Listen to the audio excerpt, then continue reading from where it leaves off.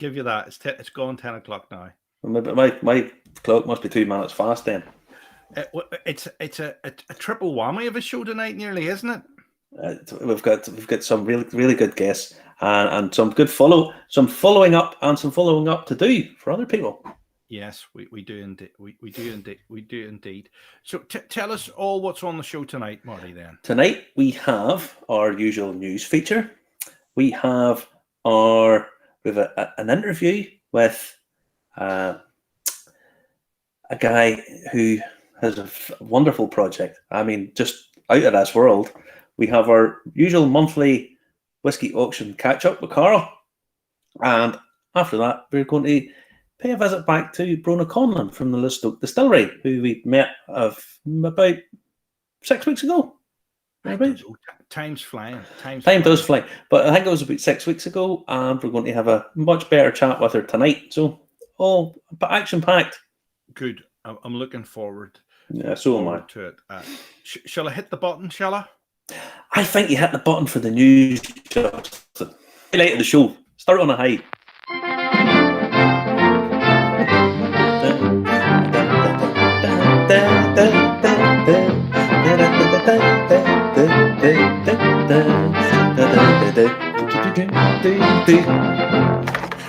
Whoa!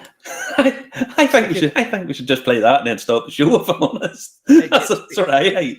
It gets better every week. That I love it. I do love it. It's brilliant. Let's see who's in this week already. Mark Kerr's in this week. Good evening to you, Mark. Good evening to you. Mark Kerr's in this week already. We also have Patrick Mulkey is in. Good man. Paul Andrew Thornton is in as well. Good man. Julie Mason is saying even all. Back in beautiful Northern Ireland for the summer. Oh, you're over for the G yet, Julie? Nice to have you over. G7, Justin, G7. They don't allow certain members to come anymore. They don't want to make them. Don't want a cup of tea made at it by accident. All right. Maybe so. Yes, they should all drink it. Robert Gustafsson. Yep. Shalom. Is he? Yeah. Where's he from? Israel? He's from Scandinavia. He's from Sweden, you blood. All right. We know He's Scandinavian, yes. William McClanahan is from, he's from Isla McGee. You can speak Ulster Scots to William and he won't understand what you're saying. Seamus Tobin is on tonight. Evening to you. Paul Andrew Thornton is clinking the glasses together. Linda Clocks is saying hello. Linus 121 is saying evening, gentlemen. Yes. Evening. Yes. Welcome one and all. A lot of people watching already. I'll get through all your mentions later on as we go ahead. What's first on the news tonight then, Marty? First on the news tonight, Justin, Teeling are celebrating their 6th anniversary this week. During the week, it was 6 years since they opened the doors of their distillery down in the Liberties, down in Dublin. And really so that's another step in the revival of Irish whiskey. Now, it was the first new distillery in Dublin in 125 years, and in the 6 years since they've opened, they've welcomed 500,000 visitors, or 500,000 guests have appeared. Now, they are open now for self-guided tours. Thankfully, things are starting to move a little bit, with guided tours kicking off again later this year. Now, since opening, they have distilled 3.5 million litres of new mix spirit, and probably have as many cast finishes as that, because they are quite famous for having hundreds of different cast finishes. But no, good on them, because I didn't actually realise there was that many visitors have gone through the door. I didn't realise it was so busy place, man. And it's that you and I both appreciate this being guides. Outside it, you can get coaches parked easy. There's plenty of access. You can even get coaches turned on it. It's in a nice location for plenty of toilets, that sort of thing. Yeah. This is the thing that we always tell people. If you're going to open a distillery, you have to make sure you have enough restroom facilities. Most people don't appreciate this at all, but we do. We understand the difficulties. I know. So that was the 6 years during the week. Which I thought was nice to mention it. Okay. What's next tonight then? Next tonight is the rather wonderful Charlie MacLean, author of many, many books. I left it 2 down. 18 books this man has written.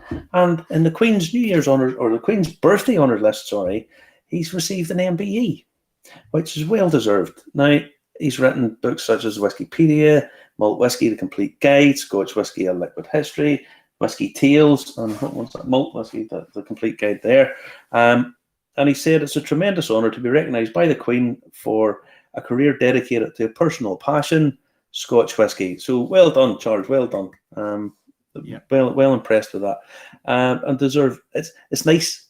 Passion's infectious, Justin. You know, whenever anybody who's passionate about something, I naturally become inclined to listen to what they're doing and what they're saying. You know. And you know what I like about him is, if you were going to Warner Brothers to Central Casting and you says, we want somebody that looks like an expert in whiskey, your uncle, he's it. Yeah, he has a proper academic. Finoan, who was on a couple of weeks ago, was obviously a whiskey academic, and he was going over to stay with Charlie for a while, and well, I would imagine probably have a few libations with him. That was pretty. I was sure that was pretty raucous. That would have been. I should imagine that would have been there would have been lots of sampling done. I would have thought there would have been lots of sampling done. Okay, that's what I like to hear. That is what I like to hear. Now, what's next this week? Because we have a lot going on this week, don't we? We do. During the week, Justin and I caught up with a Dr. Mike Dixon from the University of Guelph in Canada.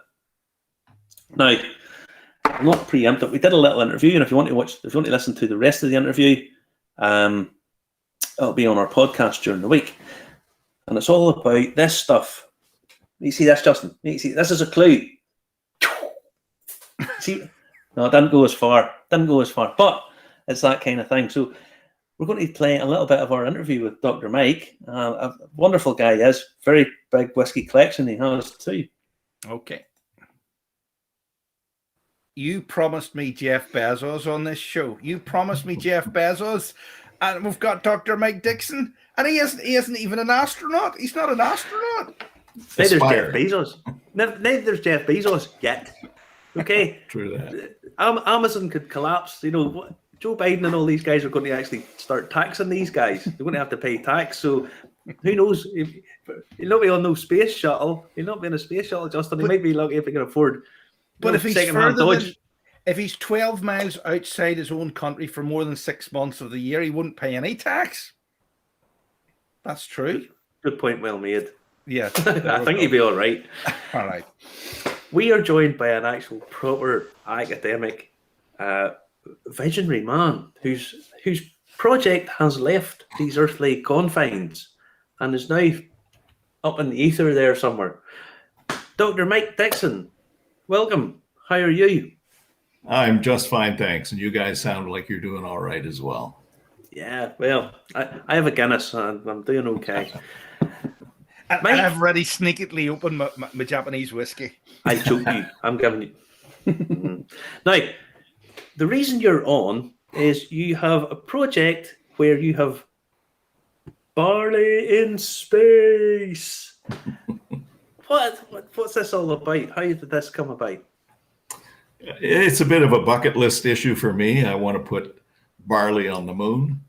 And a stepping stone is the International Space Station. So just last week, they moved my bar. And it does have an incremental advance in the science of going to space and using plants for human life support. So we need to know how they'll fare in the harsh environment of the radiation, the wild temperature swings outside the space station. So these barley seeds are actually sitting on what's called the MISSY platform. And don't ask me what that acronym means.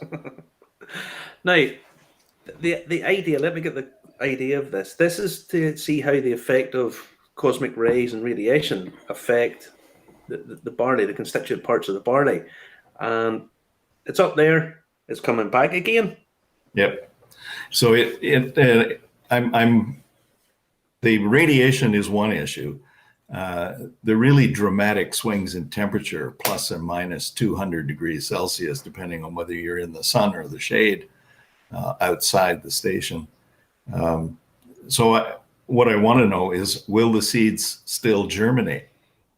after that kind of extreme exposure. So we'll start to put the brackets around the environment conditions, which our life support machine, in this case, the barley seeds, and they'll be life support in more than one way, as you can imagine. So how do you see your experiment having real life applications? Well, food determines how far from Earth we can go and how long we can stay. And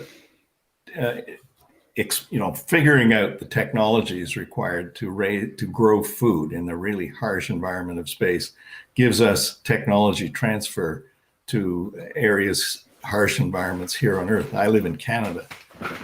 Northern Canada suffers a food security issue that is quite economically painful, and coming up with technological solutions to growing food in a snowbank and Yellowknife is one of the tech transfer. You mentioned that space exploration is very expensive.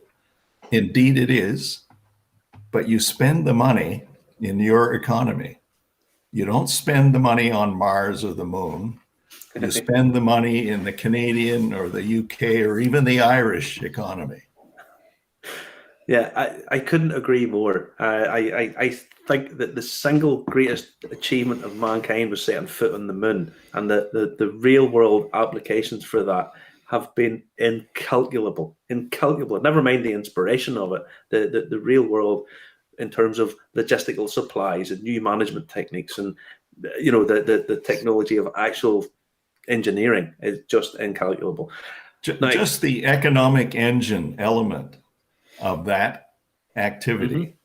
And in Canada, the Canadarm, the robotic arm that we're so proud of, has generated, just the economic engine of that element of our minor contribution to human space exploration. So the next Canadarm is going to be the biological life support system. It's fascinating. It really is. Aye, there you go, Marty. What did you think of that? honestly, Fascinating, man. Fascinating. Story. And the full interview, he starts to talk about what they're going to try and do. What he's convinced they're going to do in 3 years' time. If he does it, if it's successful, you'll have talked to him, and we have a bit of laugh about people getting drunk on the International Space Station and all. We do. What happens to Igor? We do. Honestly, it's really good. Check it out during the week, the rest of the interview. Yeah, Fabulous. it's dead easy to find. Just asked anytime your smart speaker to play Irish Whiskey Review podcast, or wherever you get your podcasts, all the major platforms in North America and Asia as well, we're on, and it'll pop up. You'll hear last week's one, which was pretty interesting if you asked it. Now, that was the Japanese one, came out on Wednesday. Yep. Takamine, which, by the way, I've drunk mine. I've drunk it. I am going to choke you. Is that supposed to be? I haven't opened mine yet because I haven't really had a chance. But what did you think of it, Justin? Good, bad, different? Extremely different. Extremely different. I'll probably Monday I'll have a go at it and get a bit more of an appreciation. Hold me to it. We better give some people a mention tonight because they're all fasting. Passion. That's why I drink more when I listen to usings. All right. As long as it isn't them ones, we're all right. Eric Van de End is saying darts. Oh yeah. No, not darts. No. It's Barley in space. Barley in space. Anthony Sillet, I think it's pronounced Guelph. You see, I have two cousins that live there, and I really should know. I really should know how you pronounce it, but. Anthony Sillet, were you on? Do you have a pseudonym? Did you ring me up on the radio the other day and I was saying Jim Croc left? Okay, it's not Croc. Some people think it's crochet, but they said Coca or something like that. There, do you know Jim Croc? I don't bet you don't say. Anyway, I could start an argument in the paper cup. But anyway, don't be starting that. It's in Canada. It's somewhere in Canada. And if you would just do the South Part for Canada. There we go. Okay. James Moira Doherty, what's the terror at the space station classified? James, we did ask that question. That's the very question. And we'd be interested to see what Waterford would do with it. Get Grace up there and see. Hold on a minute. Drop walk them in. Hold on a minute. Is this the same? I wouldn't like you to be in charge of the space station, James. Hey. Wait, what's he say? Well, if because he had a slight accident, didn't he? Oh yes, he had a little bit of a thing last week we mentioned, but all is well with the world, Justin, because show the pictures. All right, I'll show you the picture. Here we go. There it is. There. Hey, sleeve league stills are finally back in one bit and everything. Yeah, that's it back. That's it back. There you go. so well done. More progress being made down there and our draft. So good on you guys. Good. And there's somebody else saying, and if they germinate and a distillery gets them to a farmer, would we have space whiskey? We would have space whiskey, yes. We have asked that question. We did ask that question. Yeah. And they need to check the GI to see if it can be classified as that. But it's not pot still, so it'll not be pot still. Their association with Glenlivet, and honestly, if the fact that hopefully what he's trying to do is the first crop that'll be grown on the moon will be barley. That's where he goes with this, and he goes into much more detail in the interview, and it's really worth listening to. Really, really well worth listening to. Okay, right. So brilliant stuff. Now, finally, it's almost coming up to Belfast Whisky Week. So just a reminder that tickets are still on sale.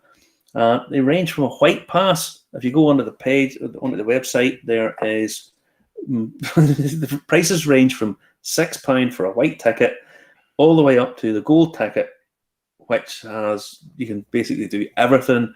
You get bonus boxes, 2 nights in the Grand Central Hotel and all as part of the gold ticket. It is £4,000, which to be fair is a bit much, but there's prices for everybody. As I say, it ranges from white £6 all the way up to the gold pass, which just gets you everything and bonus this and bonus that. Oh, and so I on. thought we had the platinum pass and the titanium pass. We got both of them rubber stamped and signed by Paul. But no, just to let everybody know, they're still going. Go and check it out. We've got a little while yet before it kicks off. So good stuff. Okay, now. We better say hello to these other people because there's so many people coming in tonight. Robert Gustafsson saying whiskey ages 100 times faster in space, so it's done before it's distilled. True stuff. And you know all this? This guy's been researching it for 25 years. That's because he's the illegitimate son of William Shatner. All right, maybe he is. I'm only joking, Robert. Only joking. It will be freezing vacuum distilled. Yeah, yep. It'll be like the ice cream. It's delicious, isn't it? It's lovely. You can't go non-chill filtered. It'll be filtered.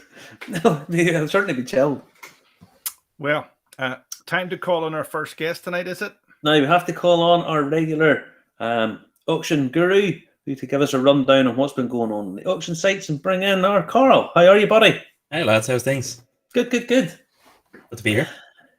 Yeah, so things went a little bit funny this month in the whiskey auction site world. There were some ups and downs. There was a lot of ups and downs, and I mean a lot of people. Well, I say a lot of people, but in the Irish scene, a lot of people look towards Irish whiskey auctions in particular. And check out what's going on there, and a lot of people were straight on to Facebook groups and different posts and stuff, and just saying, the Middleton bubble has finally burst, and all this sort of stuff. And so I did an auction spotlight. It just got posted there yesterday with the hard numbers, and I mean it made for interesting reading. Overall, there was 1,324 lots that were sold by Irish whiskey auctions.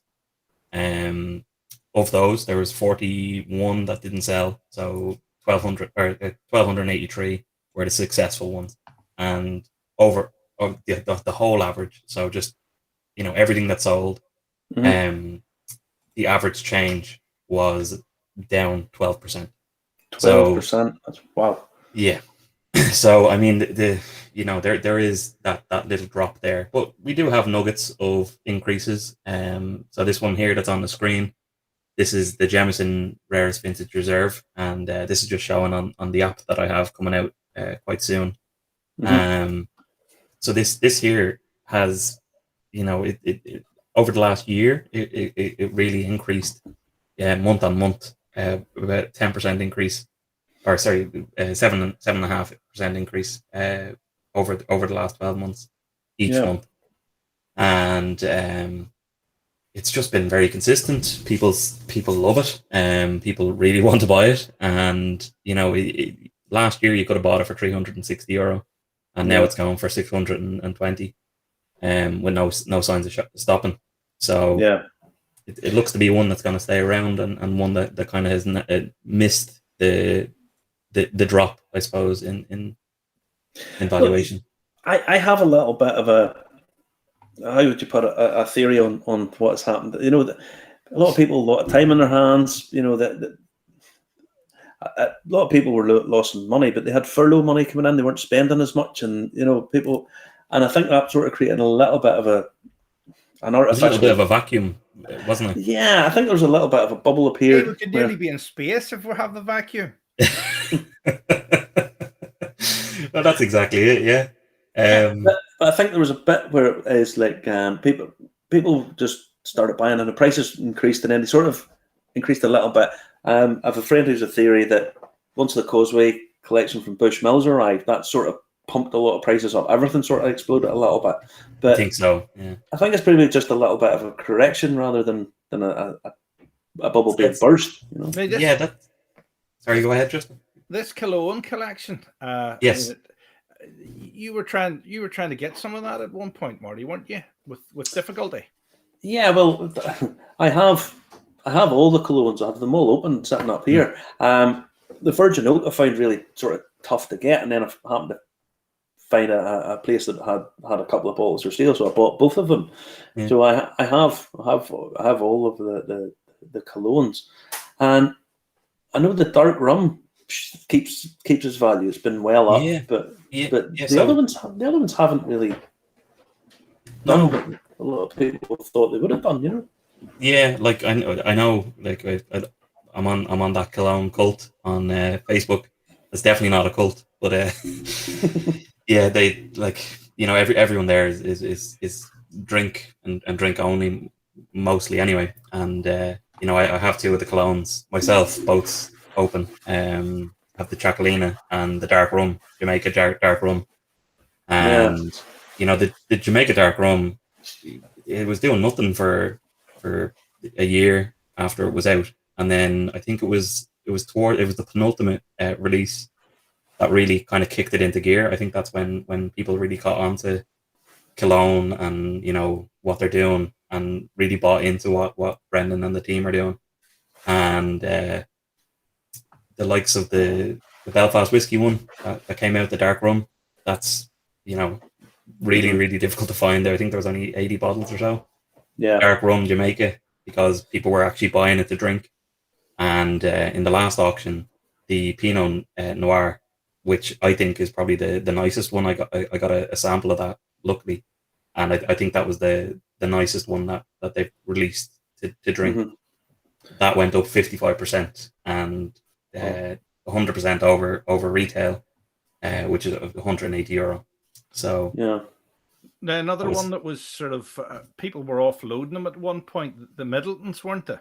They were, yeah, and this particular one that I sent on to you, Justin, just kind of really shows you in a nice way with the graph how it kind of happened. Now I was actually chatting to someone recently who had bought 5 of these earlier in the year, and they bought them for €370 thereabouts.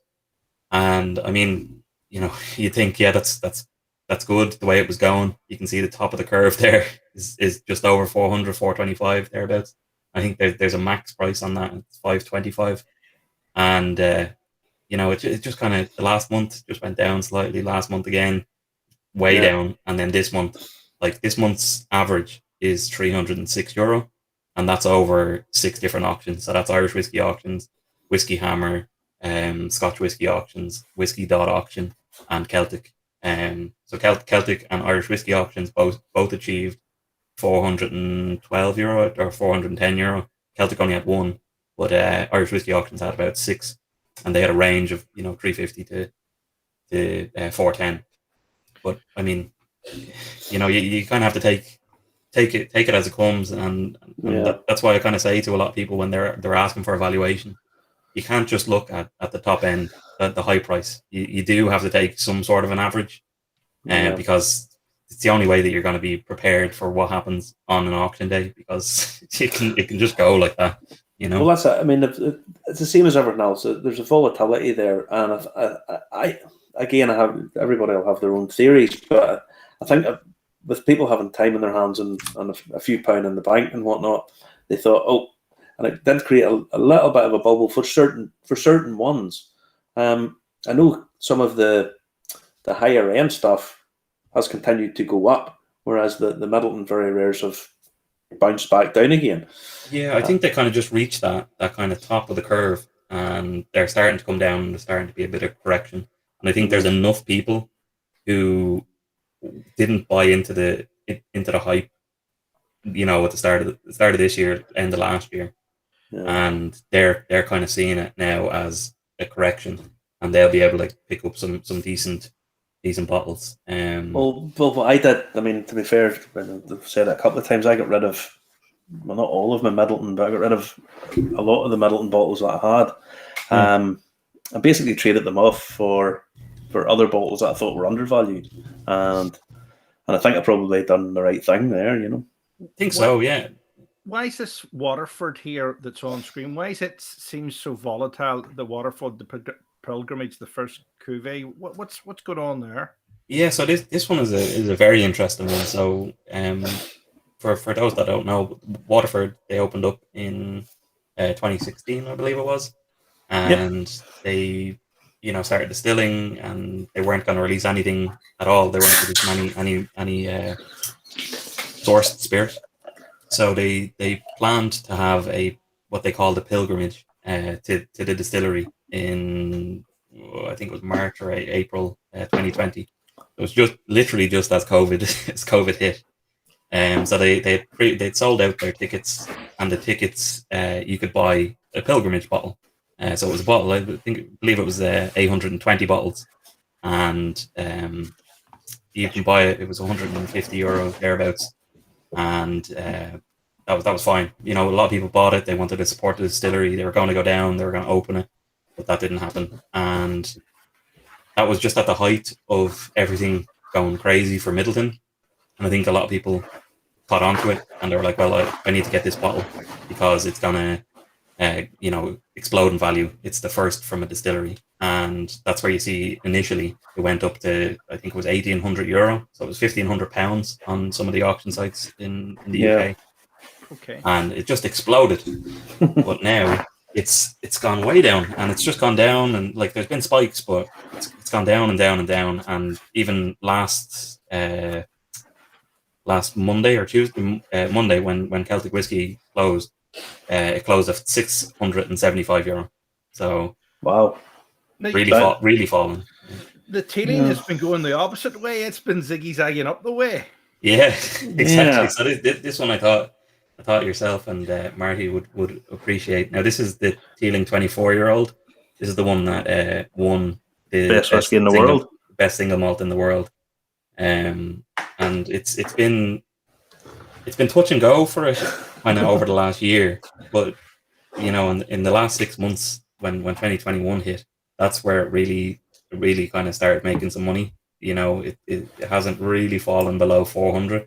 I think this retailed at 225, I think it was. Thereabouts anyway. And it's hit 760 in some auctions, which has been amazing. But there's a Middleton that's not been going the way that Marty described there. It's gone up. The Middleton 1973 25-year-old pure. Yeah. So these are what I call the special edition Middleton Very Rares. So these are probably actually very rare. Even though the name technically doesn't really suggest it. But I think these are the ones that are really going to have longevity, and I think people are kind of copping onto that now. You could, as you can see from the graph, you could pick these up for cheap money 2 years ago. 800, 900 quid, and the last one sold for 2,600. So, Like it's been You'd be hovering kicking around. yourself then, Carl, wouldn't you? You'd be Oh. you'd be kicking yourself. I know. No. We have the Raiders' Tears, which is often overlooked. I think it's almost suddenly just gone woof, woof, up the stairs. Yeah, I wanted to show this just to show the craziness. So this one, like I even hovered over a part. So the last sale that happened of this Riders Tier cast strength at auction was €164. That was back in April 2020, and we haven't seen it since until last week, and it went for €700 last week. So, I mean, it just shows kind of how crazy it is. I honestly think in a few years' time, obviously a period of time, Writers' Tears, people will be kicking themselves that they didn't pick up the early bottles, the 2013, 14s, because to me it's got a lot going for it. It's an annual release. There's not many bottles of it. It's great whiskey. I mean, it's very, very tasty whiskey. Yeah, it's amazing. I believe it's from Middleton whiskey. I mean, it It's takes a blend. It's a blend, but it's got an awful lot going for it. And in a few years' time, people with a full collection of it will be doing. They'll think themselves have done all right out of that. I think so. Yeah, and just before we move on, just from Writers' Tears, they just recently signed a new deal that'll get them into a lot of eyes in America. Mm-hmm. So I mean, it's gonna be an interesting time. And this Middleton very rare. That it's almost going like Bitcoin, meteoric, and then falling off a cliff more than. Yeah. So we I don't know if people remember from last month, but we had this. This was an all-time high that we had from 2009. It was $6,000, I think it was the peak, or close to that anyway. It was 5.9. But we've seen so before that we've seen like 3 over 6 months or a year even, and in the last 2 months or in the last month, sorry, we've seen 4 at auctions. So people were trying to cash in very, very quickly, and I mean, you can't blame them. You see a bottle that you have going for $6,000. You're like, yeah, I want a piece of that. Of course. But supply and demand always dictates the market. So it. And the other thing is, there's not necessarily all that many people who can afford to throw out €6,000, €6,000, Absolutely not, a bottle of whiskey. So the guy, there's maybe 2 guys that have it or wanting it, and suddenly one guy has it and the other guy doesn't have to pay the same money. Get away, Justin. I wish I had $6,000 to throw out in a bottle. Yeah, I wish I did as well.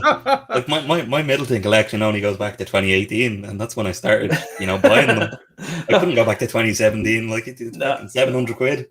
No, but like this, just to let you in a secret, I got rid of 3 bottles of 2017. So if you'd give me a shit, I could have sold you them. But I got reasonable prices for them, so I got rid of them.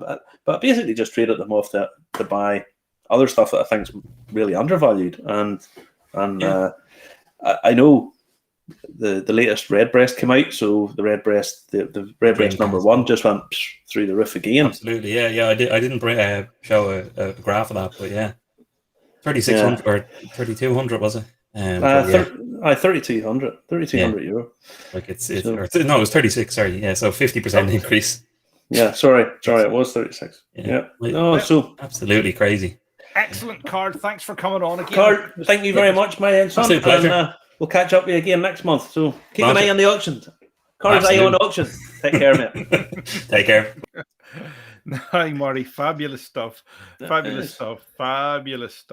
So up and down, guys, same as everything else. If people have this idea that whiskey's a good sound investment, is absolutely, but you do have to be careful. You can get bitten, Yeah, you can indeed. And as promised, we're going to take a revisit.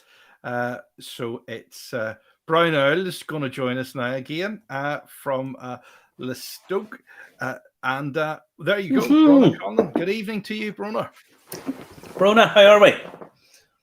Nope. I don't know what's going to happen with my lighting behind me, but it's great to be back again. How are you, folks? We're good. We're just just listening to Carl telling us that my whiskey collections went down in value about 15%. But sure, what odds? I've only lost about £150, so we'll be all right. Well, I must say now, lads, I did say to you earlier that it was World Gin Day, but I've actually gone out to my whiskey. So good. And this is in respect to yourselves. So cheers. Cheers. Now, it is World Gin Day. It is. You were very gracious and sent us up a bottle of the Listoke gin and also your own whiskey, which is the Wise Old Owl. And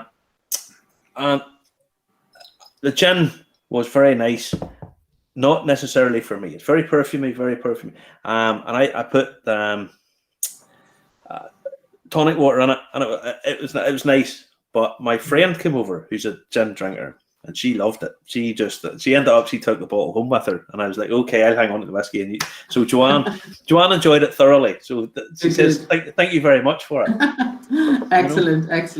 Now, the whiskey is this available in Ireland just yet? Yeah. Currently it's actually only available from our online shop at listokedistillery.ie.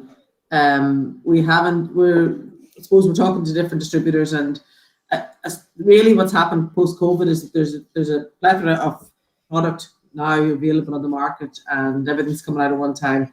So we're not in a big panic about getting it out that quickly. We have it heading to the States and we have it heading to China. So we kind of we added it to the portfolio because primarily we produce gin, as you know. Yeah. And so we added it to the portfolio just so that we would be able to, have something else to go along with it. And it has done very well, and it's doing well on the online shop. But I suppose at this stage, what we're looking at more is that the gin's primary for us, and then the whiskey then comes after that. But it's still nice, and it's still good to have it every so often. It is triple distilled, blended, matured in Ireland, and no, it's Imperial Stout cask finish. I had to just check there because I couldn't remember. I want to pour myself one actually. No, you do a school down there, Brona. When's that going to reopen? When's your gin school going to reopen? Thankfully, Justin, we have finalised on a date. So we were waiting on indoor dining, basically, because people are inside drinking. So really what we had to do was indoor dining. So that officially opens in the 5th here. So we're going to that Saturday. So Saturday, the 10th of July, the school's open again, and please God, that'll be it. Because we haven't opened for 16 months.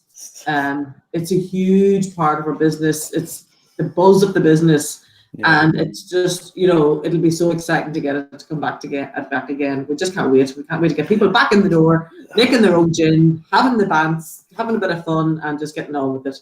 So looking forward to it. I mean, even just. I was in. I ate out 3 times in about 4 days there during the week, and it was it's so nice to get out into a crowd of people and a bit of chit chat, and I was down in the pub a couple of times, and you're actually able to sit inside up here now, and just so much, just getting back to normality, and I mean for your business to get people back in through the door, seeing what you do, taking the message away, having, as you say, a bit of banter and a bit of fun and crack, and can't go wrong.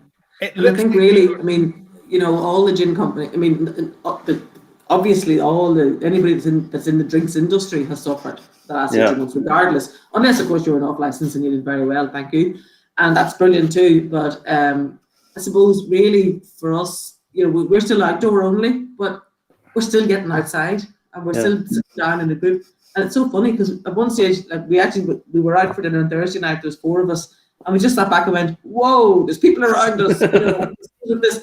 This is actually real. It's been such a long haul, but you know what? It's there. It's back now, and one of the big things that I actually saw on Twitter, and I'm just throwing it out there, like the likes of Tesco said, don't look at us for cheap drink. Go back to your pubs. Go back to your restaurants. Start supporting them. They've had a tough time, and that was really cool. That was really good because they have had such a tough time, and it is up to us to go out and to go into them again and just get in there and just have that bit of fun again. And see people on a sort of social level, and you may have talked to people on Zoom or on Skype or any of that kind of thing, but it's not the same. It just isn't the same, you know. You can find out more in 5 minutes talking to someone than you do in an hour on a Zoom call. Exactly. Yeah. You know? Yeah. But and hopefully it'll get back to that, even, you know, from a business perspective, you know, that we will start going back out and meeting people, and we will start having conferences again and mixing again, because, you know, it's that sort of, certainly from a business point of view, it's that sort of interlinking with other businesses that makes a difference. It's more what you learn on the sidelines than you do actually learn at a function. And I think from that point of view, it is really, really cool, you know. So hopefully it'll get back soon. Now, speaking of business, the last time we chatted, you were holding a raffle to win part of your business. Now, are we still available for that? Is there still tickets available? There are, unfortunately. But anyway, yes. No, look, it's we are. We're raffling off 5% of the business. So it's just, what we did was we just went way outside the box, probably outside of a triangle at this stage. No other business has raffled the 5% before, or the actual shareholding of the business. And we just said we would do it to be. It was different, but it's where we are now with the business. We're just sort of getting rejuvenated after COVID, and we're getting up and going. And as I said, like, literally breaking into China. We have, you know, we're in America. With the whiskey and the gin going, or the pink gin going back out to America now. And really where we're at is, you know, we want to kind of go into these markets, especially the Chinese market, in about third gear instead of going in first gear. And so really it's to fund brand activation, you know, in Europe and in Asia Pacific. And it's just doing a different way. It's not going to the bank. It's just trying to do something that's a wee bit different, but off the vibe. So yeah, we're raffling it. Tickets are still available. It's £20 a ticket. We're doing it through a UK company, so we're sort of taking away from it. And it's going slowly but surely. I still think there's a danger that Justin could win a ticket, and if you know. No. Trust me, you have to listen to him. I listen to him. But you know what, Marty? Do you know the really bad thing about it? You'd be so jealous because he'd have a free lifetime supply of whiskey and gin, and you wouldn't. So you know what? You want to get one of your own tickets too. No, I know. Marty already has that. So what are all these little bottles here? Are these botanicals that you add into the gin or something like that? These bottles here, this is a row of, you can sort of see people in the background. That's what the head of the gin school looks like.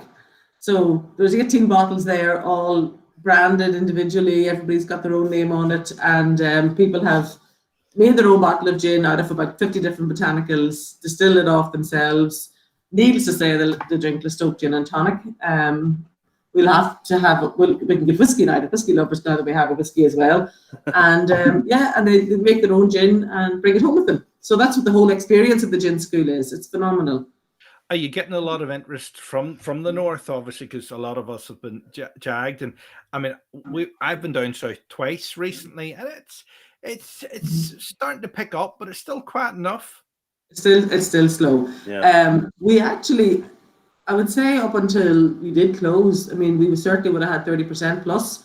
Would have been from the north anyway. Now, obviously, I'm from the north, which probably helps. But anyway, but I think just the fact that the school's so different, we would have had hen parties, like family gatherings and things like that. And I mean, I remember one school that we had, and they had travelled in a bus from Ballycastle right down to Listoke to do the gin school, and they had Prosecco the whole way down, gin the whole way there, gin the whole way home again. And I just thought, well, it's not a really nice way to put through an afternoon, you know?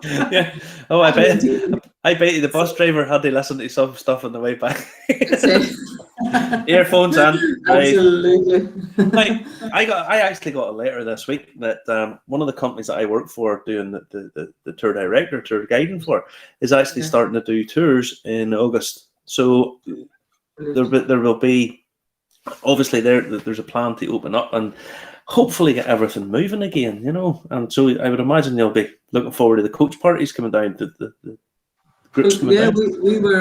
We actually went to Cork last weekend down to our son, and on the road down we passed one of the paddy wagon coaches, you know, the green ones. Oh yes. And we got so excited, we went, oh my God, there's a coach.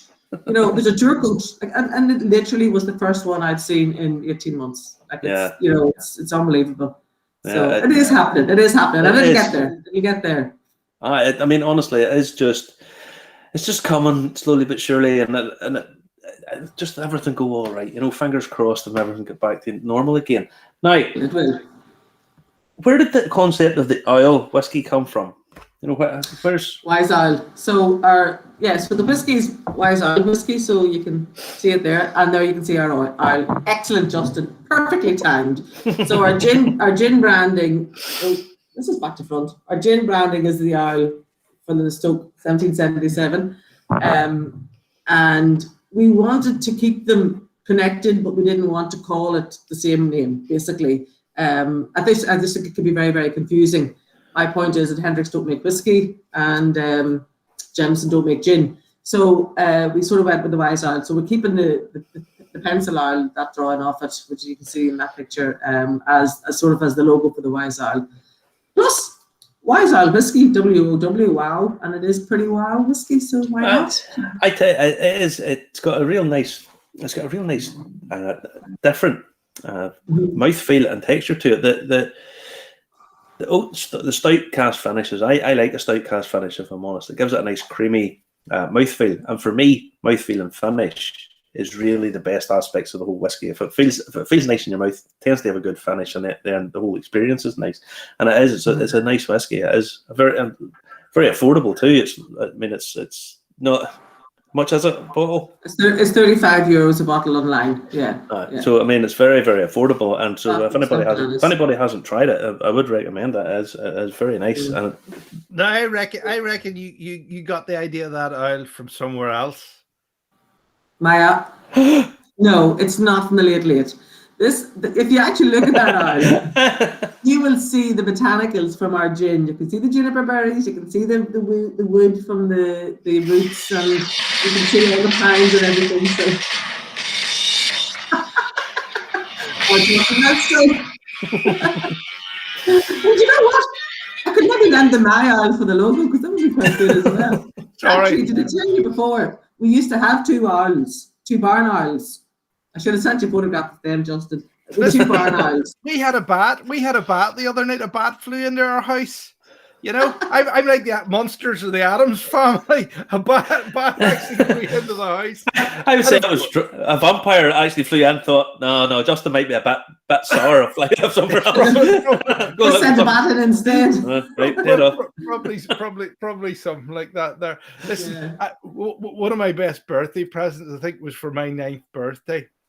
We used to live on a farm, and you could get RT because it was slightly higher up the hill. But when I was 9, I got an RT aerial for my birthday.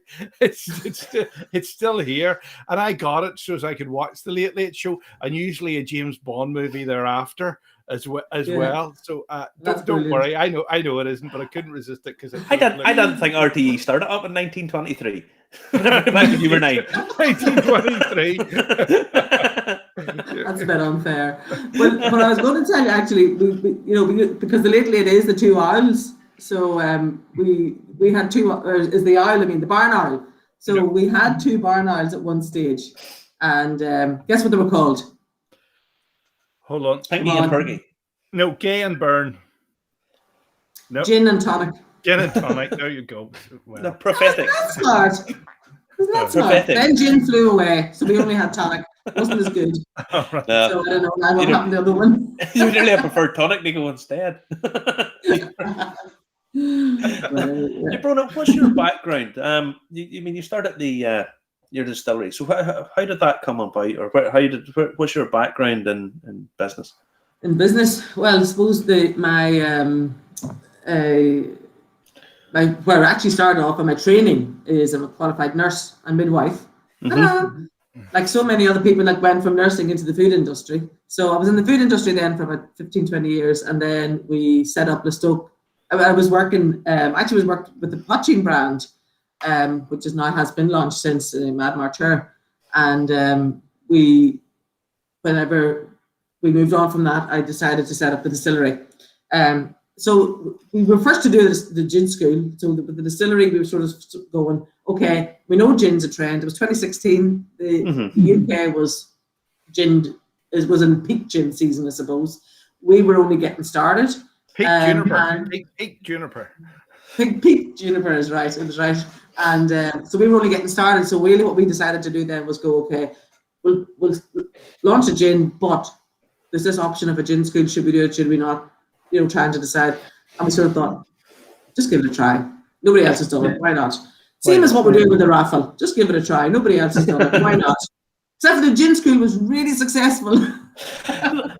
Everything. For the raffle. Buy tickets for the raffle. Oh, but I mean, it's not just 5% of there's not one prize. I mean, there's 3 prizes. Yeah. So the 5% is really cool because, I mean, basically, if you win, you know, like obviously it's a C share. You don't have to come to work or do anything silly like that. But you're actually part of one of the biggest journeys that's going to happen over the next 5 years with us. You know, so we're only getting out there now, and you know, there's new gins coming out all the time. We're like Spandau whiskies. We're looking at a single malt, and now, you know, full disclosure. Full disclosure. We don't produce the whiskey. We make gin. We make very, very, very good gin. Great Northern make up whiskey.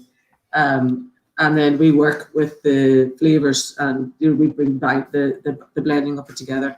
But yeah, so we have, you know, so whoever wins can come into the gin school. They can bring the family and friends. They've got bragging rights at the owner distillery. Father's Day is next Sunday. What a better present! And then I suppose then after that, then we have the £10,000 and obviously bottles of gin and whiskey, and then £5,000. So there's 3 decent prizes there for £20 investment. For a £20 investment, I'd quite happily take £5,000 return. I'd be happy enough for that. Exactly. Forget even the other 2. Never work with the other 2. Now, you say you source it from the Great Northern. The Great Northern makes some fabulous spirit. They really do. Now, if you blend out, you mentioned the single malt. Is that something that's on the way, or is it something that's maybe you're only thinking of casking now, or where are you at with that? So we've been able to get our license that we're going to start maturing in the distillery. So we're going to do some maturation. So we'll have our own casks in for that. The single malt, really, what's happening again is back to the Chinese market, and it's kind of where the whiskey came in the first place. Is that people are actually sort of saying, you know, what else do you have? And it's more to give, you know, from an importer's point of view, if they can get 2 or 3 things from one distillery, it's much more economical for them to fill a container. And that's why we've decided to look at that. Now, literally, we're only having a conversation. I mean, we've enough to do right now to keep us going. Plenty to do to keep us going. But having said that, it'll get, you know, we'll expand a little bit now. We're not going into big investment. We're not going into 18-year-old whiskies and all that, you know, because it's not what we do. As I said, we make gin, we make really, really good gin, and that's much more important. I mean, I think the thing about it is that there's this push for the ultra premium stuff and so on and so forth. But to be honest, I've said this before. I've said it in this show numerous times. To me, there's a lot of gap in the lower, and you know, in the sort of entry level, you know, the sort of 20 to 40 pound bottles that has been kind of overlooked a little bit. There's people get excited about these single cask offerings and all this kind of stuff, but there's the entry levels. I think there's plenty of scope for people to enter in that area, you know.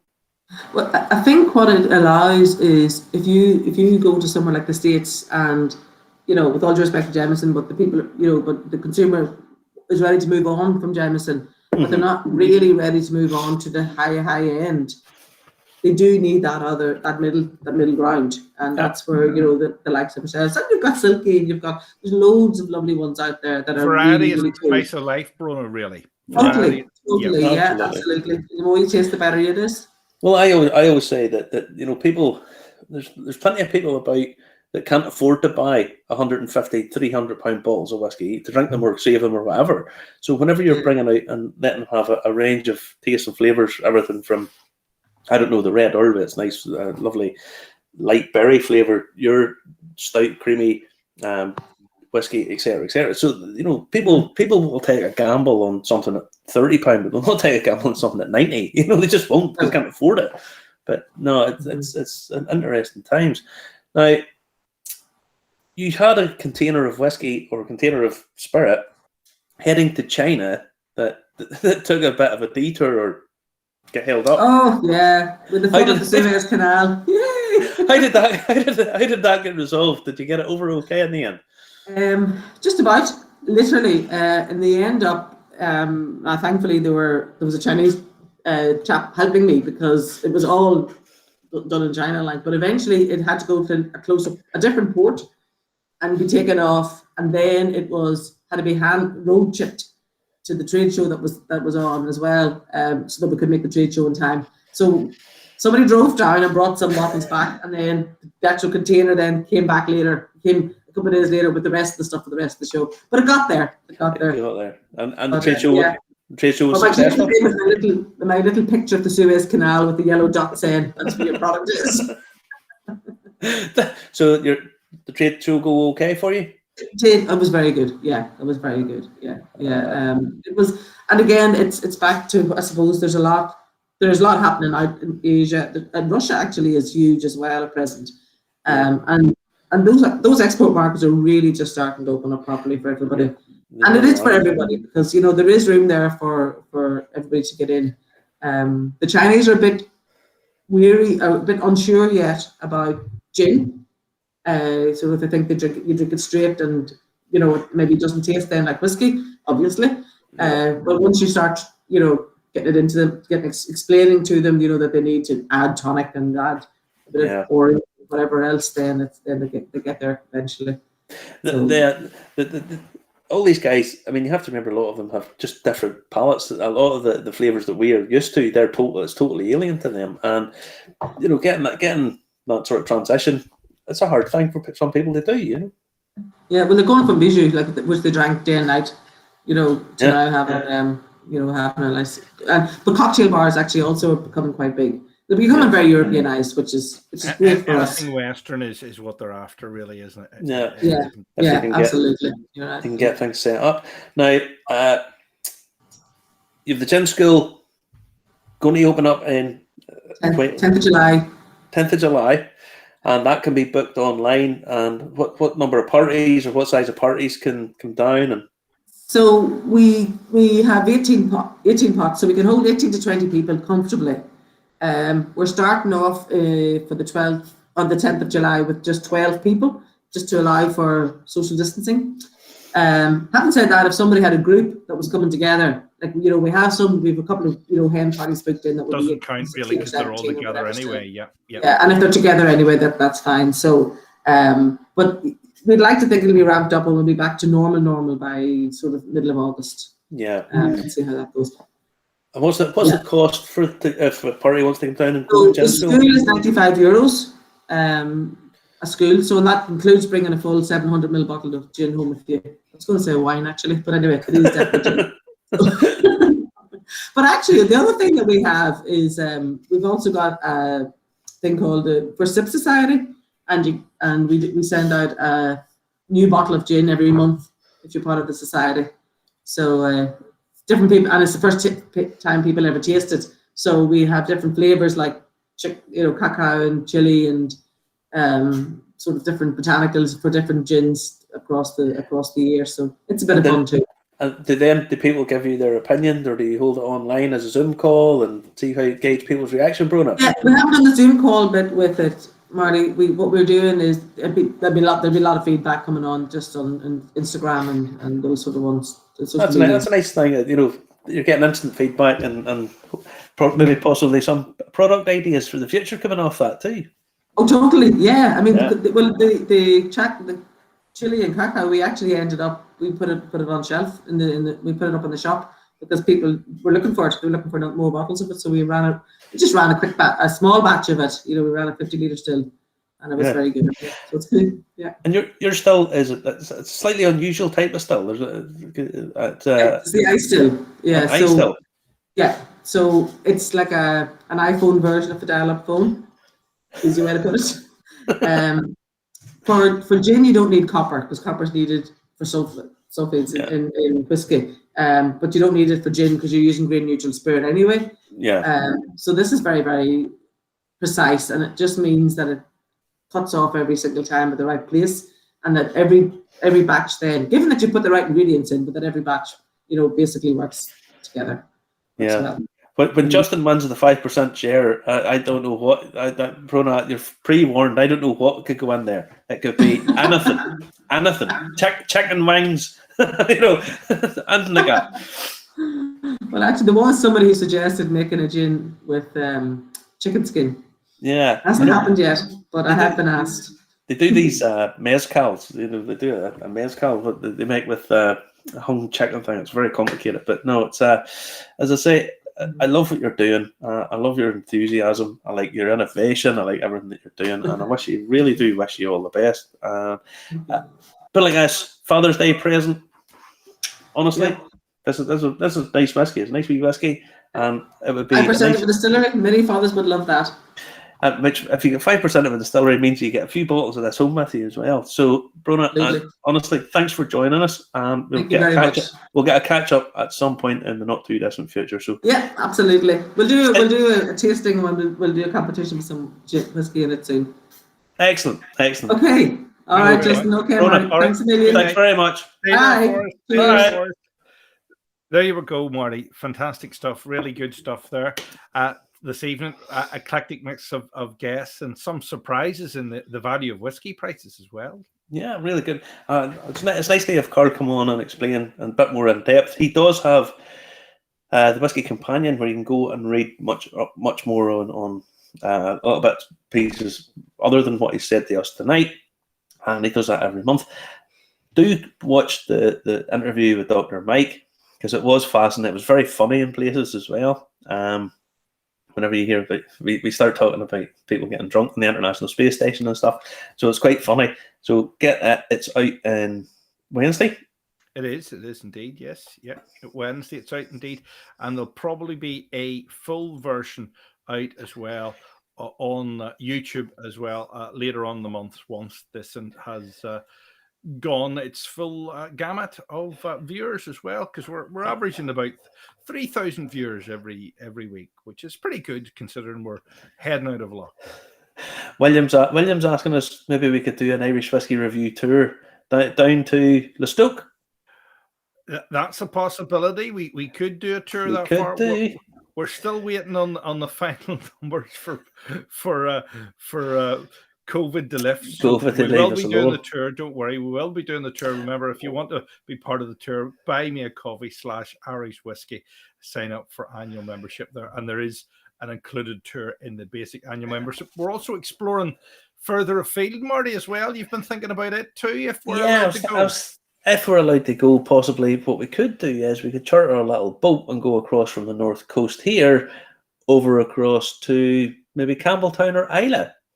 Yeah, very real possibility, and it's not. It's not. It's very close. Put it like this: you can leave for up here and be in Campbelltown or Islay in about an hour and 40 minutes, as long as it isn't a 410 gale, like the way we done one time before. Yeah. Can I just say, Eric Van Ender was on earlier, and he mentioned about Christian Eriksen, the footballer who apparently possibly had a heart attack. So thoughts go out to him and his family. Young man playing football. I think he's all right. I think he's okay, but fingers crossed. Sort of shows just what is actually important these days, So anyway.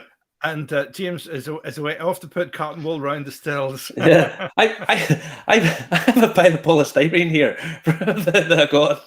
I bought a bottle of whiskey and it came in a box about that size, packed with polystyrene. So I was thinking maybe I could send it on down to James and you can put it around the bottom of the stills. Okay, great stuff. Remember to comment, like, and share. If you haven't already subscribed on YouTube, go to Irish Whiskey Review on YouTube and join us there. Join us on Instagram as well, and join us on LinkedIn as well, because there's a repeat goes out there as well. Yes, Sean McLennan saying last report was that he's in hospital but stable. Okay. Yeah, good. All right, Marty. Catch you again during the week sometime for what I think we might go out somewhere for lunch because we're allowed to now. I think we could maybe go to the halfway or something like that, Justin. We're going to get a wee bite of something to eat. We could go to the halfway. I had a bit of a bender yesterday all afternoon, so I'll need in the middle of next week to recover. Yeah. And there you go. Thank you. Keep safe. Thank you very, very